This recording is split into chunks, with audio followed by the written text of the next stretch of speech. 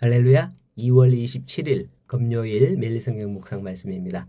오늘 말씀은 요한복음 8장 31절에서 41절의 말씀입니다. 여러분은 어떨까요? 난생 처음 가는 길에 대한 어떤 두려움, 이런 것들을 경험을 해본 적이 있을까요? 두 사람이 밤길을 걷고 있었습니다. 한 사람은 길을 몰라서 어디로 가야 될지 두려워했고요. 또 한 사람은 그 지역을 잘 알고 있었습니다. 위험한 길과 안전한 길을 아는 사람은 두려움 대신 담대함으로 그 길을 쓱쓱쓱쓱 잘 헤쳐 나아갔답니다. 어쩌면 이 사람은 그 길을 눈 감고도 갈 수 있을 정도로 잘 알았던 것 같아요. 그럴 때 우리는 이런 말들을 종종 하죠. 에이, 그건 눈 감고도 할 수 있어. 저도 그런 말을 쓴 적이 있는데 그 뒤에 한마디 더 붙입니다.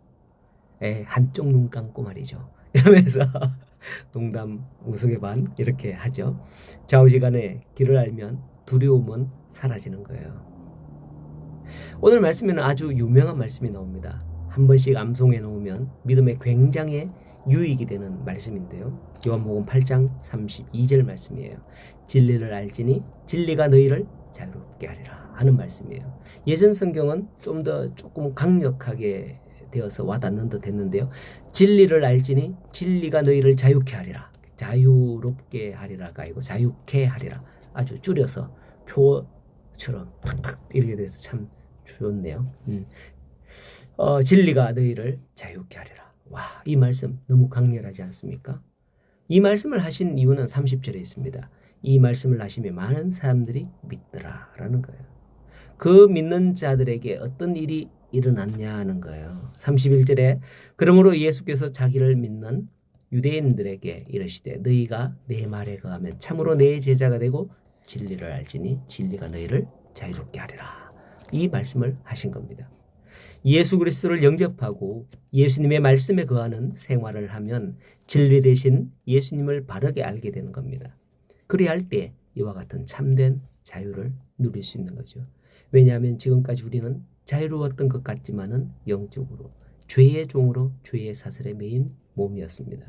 다만 영적인 눈이 어두워져서 그것을 보지 못하고 살아왔기 때문에 괜찮은가 보다 이렇게 생각하면서 살아왔을 뿐입니다. 그것 때문에 사실은 모든 인생의 문제가 발생하는 거예요. 그것으로 인해서 발생하던 그 문제를 우리는 운명이다라며 부여잡고 옥신각신하며 홀로 그 모든 운명의 짐을 짊어지려고 하는 많은 사람들이 있죠. 그러나 이제 예수 그리스도를 믿음으로 말미암아 그 모든 죄에서 자유롭게 되는 것입니다. 할렐루야. 예수님께서 마태복음 11장 28절에 말씀하셨죠. 수고하고 무거운 짐진 자들아 다 내게로 오라 말씀하셨습니다. 이제 그 죄의 짐을 주님이 지고 십자가의 길을 가셨습니다. 십자가에서 우리의 모든 죄가 사라지고 우리 몸에 매인 쇠사슬이 풀어진 겁니다. 이게 진리인 거죠. 이 진리를 깨닫게 될 때 우리가 자유를 누리게 된다라는 걸 알게 되는 겁니다. 요즘은 강아지 같은 거 집에서 다 키우잖아요. 반려견이다 이렇게 해서. 과거에는 대부분 강아지는 집 마당 한쪽에 개집을 하나 만들어 놓고 거기에다가 메어두고 키웠습니다. 한 번씩 개 목줄을 풀어주기도 하지만은 여전히 그 개는 나갔다가 다시금 그 자리에 돌아와 있습니다. 왜? 그게 제 집인 줄 알고 그렇게 알기 때문에 늘 거기 사실 매여 있었기 때문이죠. 마찬가지로 우리도 그런 거예요. 우리도 늘 죄의 사슬에 매여 있어서 늘 쳇바퀴를 돌고 있는 거죠. 그런데 우리는 이제 진리를 알고 깨닫게 되는 겁니다. 진리는 우리를 자유롭게 합니다. 이제 우리는 더 이상 죄의 종이 아니구나. 33절에 유대인들이 말하죠. 그들이 대답하되 우리가 아브라함의 자손이라 남의 종이 된 적이 없거늘 어찌하여 우리가 자유롭게 되리라 하느냐라고요.